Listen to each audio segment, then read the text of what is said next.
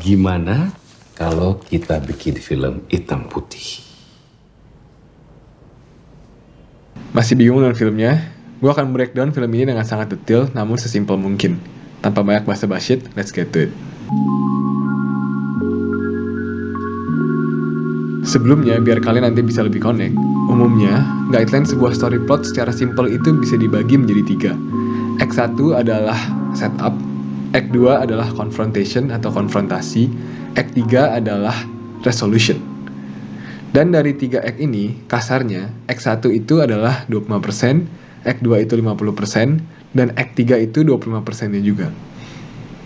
Dan dari 3 act ini, kita bisa bagi menjadi 8 sequence. Yang pertama adalah introduction atau eksposisi para karakternya. Jadi di bagian ini kita akan dijelasin sifat karakternya itu seperti apa dan backgroundnya seperti apa. Contoh mudahnya seperti Peter Parker di awal-awal film Spider-Man. Kita jadi tahu bahwa Peter Parker adalah seorang anak yang kutu buku dan culun, tetapi naksir dengan cewek primadona sekolah, yaitu Mary Jane. Dan juga ia punya teman baik yang bernama Harry, dan juga Harry ini punya ayah yang bernama Norman Osborn yang merupakan pengusaha kaya. Sequence kedua adalah dilema. Biasanya di sini terjadi kejadian yang kurang menyenangkan. Contohnya di film Interstellar, saat Cooper disuruh untuk menjadi pilot dalam perjalanan keluar angkasa, karena bumi sudah tidak layak ditinggali, di mana dia harus meninggalkan anak-anaknya. Sequence ketiga adalah first obstacles atau hambatan pertama. Ini adalah bagian di mana saat tensi menjadi lebih tinggi dan yang dipertaruhkan juga semakin tinggi. Ini adalah point of no return. Contohnya seperti di film Interstellar lagi, saat Cooper akhirnya memutuskan untuk pergi menjalankan perjalanan interstellarnya tersebut dan meninggalkan anak-anaknya. Atau seperti di film Shawshank Redemption saat Andy Dufresne mengaku bahwa dia bisa membantu para sipir tentang permasalahan pajak yang mereka miliki. Sequence 4 adalah midpoint atau klimaks pertama. Ini adalah saat di mana Andy Dufresne mengetahui bahwa dia tidak bersalah karena temannya Tommy pernah kenal dengan orang yang membunuh istri dan juga selingkuhannya. Atau saat Cooper salah mendarat dan menghabiskan waktu bertahun-tahun hanya dalam beberapa jam di Miller's Planet. Sequence 5 adalah twist and turns. Ini adalah poin di mana harapan mulai turun dan juga protagonis mulai kebingungan harus berbuat apa. Seperti saat Cooper ke Dr. Man's Planet dan ternyata Dr. Man hanya memberikan harapan palsu dan berkhianat. Sequence 6 adalah low point atau titik terendah. Ini adalah bagian di mana saat semua harapan seakan pupus dan tidak ada jawabannya. Seperti saat Andy Dufresne yang mau meminta bantuan ke kepala sipirnya untuk membebaskan dia dengan bantuan Tommy yang bisa bersaksi untuknya. Namun kepala sipirnya malah memasukkan dia ke sel isolasi selama 1 bulan dan Tommy malah dibunuh. Atau seperti saat Dr. Man meledakkan endurance-nya Cooper. Dan lalu Cooper harus pergi meninggalkan Dr. Brand dan masuk ke Gargantua. Sequence 7 adalah klimaks utama. Ini adalah bagian di mana nasib sang protagonis sedang berada di ujung tanduk. Ini adalah tahap penentuan apakah sang protagonis akan menang atau kalah. Seperti saat Andy Dufresne yang tiba-tiba menghilang dari sel penjaranya, atau saat Cooper masuk ke dalam Tesseract. Don't let me leave, Murph! Sequence 8 adalah resolusi. Ini adalah bagian di mana kita dijelaskan tentang bagaimana keadaannya setelah adegan penentuan di sequence 7 tersebut. Tentu struktur ini bukanlah struktur yang fix karena ini hanyalah guideline. Cerita bisa dibengkok-bengkokkan sekreatif mungkin, tetapi mungkin ini adalah pedomannya. Sesimpel bisa saja ditaruh hook di bagian paling depan dari filmnya.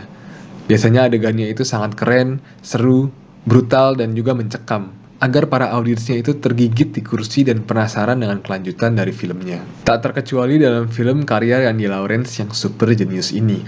Namun bedanya, film ini adalah metafilm, yaitu film di dalam film, yang mana pasti akan membuat bingung dari sebagian besar kita yang menonton. Namun cara termudahnya adalah kalian bayangin film ini terdiri dari beberapa layer. Dan dalam setiap layernya terdiri dari 8 sequence. Dan dari 8 sequence tersebut terbagi menjadi 3 act juga. Kita masuk ke layer 1. Namun kalian bayangin di layer 1 ini, filmnya itu berwarna. Karena di layer 1 ini semuanya itu adalah kejadian nyata. Sequence 1 layer 1 ini adalah introduction, seperti yang tadi kita udah pelajarin. Sequence 2 adalah saat Bagus PDKT ke Hana dan masing-masing punya false belief-nya. Sequence 3 atau first obstacle-nya adalah Bagus pingin ubah mindset Hana, tetapi Hana keras kepala. Lo akan nulis false belief-nya gitu? Iya.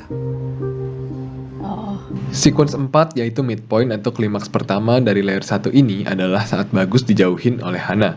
Sequence 5 yaitu twist and turn atau turunnya harapan. Ini adalah saat Bagus memaksakan untuk membuat skripnya walaupun Hana menjauhi dia. Sequence 6 atau low point ini adalah saat Bagus terkejar deadline namun tidak tahu apakah Hana akan mengizinkan dia untuk merilis skripnya atau tidak. Scene di mana Bagus berencana untuk meminta izin kepada Hana ini tidak ada dalam filmnya, karena ini adalah layer 1. Sequence 7 atau klimaks utama ini adalah saat Bagus minta izin ke Hana untuk skripnya, dan lalu ia menyatakan perasaan ke Hana.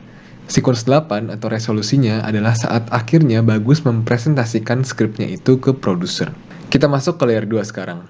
Layer 2 ini adalah scene di mana kita banyak nonton di dalam filmnya. Bedanya dengan layer 1, sequence pertama di layer 2 ini dimulai dengan pitching film ke produser. Sequence 2 menetapkan tujuan untuk membuat filmnya. Bisa dilihat dari scene saat Bagus salaman dengan Pak Yoram. Ada false belief-nya, karena Bagus belum menyelesaikan skripnya dan belum melanjutkan hubungannya dengan Hana. Sequence 3 adalah first obstacle. Muncul saat Sheryl mengatakan bahwa harus minta izin dulu ke Hana untuk membuat filmnya ini. Lalu ini juga adalah point of no return, karena Bagus ditunjuk sebagai sutradara untuk filmnya juga. Sequence 4, klimaks pertama muncul saat makan nasi padang di mana Hana kecewa dengan perkataan Bagus. Sequence 5, harapan mulai pupus saat deadline film dipercepat, jadi mau tidak mau harus lanjut bikin filmnya. Sequence 6, low point muncul saat Bagus lost contact dengan Hana. Mas, orangnya ada. Lagi keluar sebentar katanya. Sequence 7, klimaks terjadi saat Bagus meminta izin rilis skripnya kepada Hana saat dia bertemu lagi. Dan lalu Bagus menyatakan perasaannya. Sequence 8 terjadi saat Bagus akhirnya mengalah dengan false belief-nya. Dan Hana pun membuka hati untuk Bagus. Masuk ke dalam layer 3, ini adalah dimana pada bagian tengahnya yang merupakan fiksi, hasil karangannya dari Bagus. Mari kita tuturkan dari sequence 1. Ini sama ya, seperti layer 1, Bagus bertemu Hana lalu naksir. Sequence 2, Bagus merasa bisa ubah Hana, tapi Hana merasa nggak akan bisa move on. Masing-masing punya false belief. Sequence 3, Hana beneran nggak bisa move on. Tidur di sofa, nangis, masih kebayang sama suaminya yang dulu. Sequence 4, Hana nggak setuju sama Bagus, Hana tersinggung saat makan padang, dan ngamuk saat ngelihat secara nggak sengaja bahwa hidupnya dia dibikin jadi film. Inilah titik di mana filmnya sudah nggak sesuai dengan keadaan nyata seperti di layer 2. Sequence 5, hubungan Bagus dan Hana merenggang. Hana nyoba move on, tapi tetap nggak bisa. Sequence 6, Bagus dalam proses menyutradarakan filmnya, tapi karakternya seakan jelek banget dan dia jadi nggak yakin, ditambah dia ngerasa udah kehilangan Hana. Sequence 7, klimaks scene ada pada adegan sinematik saat Bagus ngejar Hana pakai motor galon, dan akhirnya bertemu, tetapi kakinya kelindes dan patah. Sequence 8, resolusi terjadi langsung setelah saat itu, Hana dan Bagus akhirnya berciuman. Happy ending. Dan lalu yang membuat kita tambah bingung itu, karena sebenarnya kalau mau di breakdown lagi, ada layer keempat, yaitu scene-scene di mana Dion Miyoko dan Julie Estelle beradu acting. Intinya, layer 1 dengan layer 2 itu mirip kejadiannya, karena layer 2 itu mengambil inspirasi dari kejadian nyata yang ada di layer 1. Yang membuat berbeda hanyalah titik 8 sequence-nya tersebut. Namun layer 3 ini yang berbeda pada bagian titik di tengahnya itu saat Bagus dibetain oleh Hana dan lost contact. Yang mau gue salutin dari film ini adalah kekreatifan Yandy Lawrence dalam membuat filmnya yang awal hitam putih lalu berubah menjadi berwarna untuk menandakan mana yang nyata dan mana yang film. Namun yang terutama adalah untuk menandakan bahwa Bagus dan Hana pada akhirnya sudah bisa membuka pikiran dan hati mereka masing-masing. Lu nggak perlu move on. Move it aja. Mungkin bisa dibilang ini adalah film Indonesia terfavorit Bang Sotoy, terutama jika kalian sinefil atau penggila film, seperti yang Panji Pragiwaksono bilang. I think this is a love story not only for people who are in love, but also a love story for the people who love the art of movie making. Benang merahnya, dari dalam film ini kita bisa belajar bahwa kehilangan orang yang kita cintai pasti menyakitkan. Tetapi jika kalian beri diri kalian waktu dan kesabaran, lalu kalian beri diri kalian sendiri kesempatan, yakinlah bahwa kalian bisa sembuh.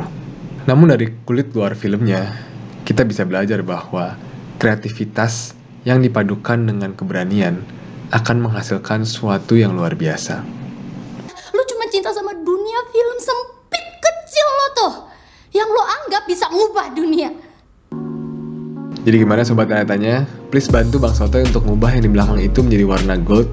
Dan kalau kalian mau request yang lain silahkan komen di bawah. Dan jika kalian mau merchandise silahkan cek link pada deskripsi. Salam tanda tanya.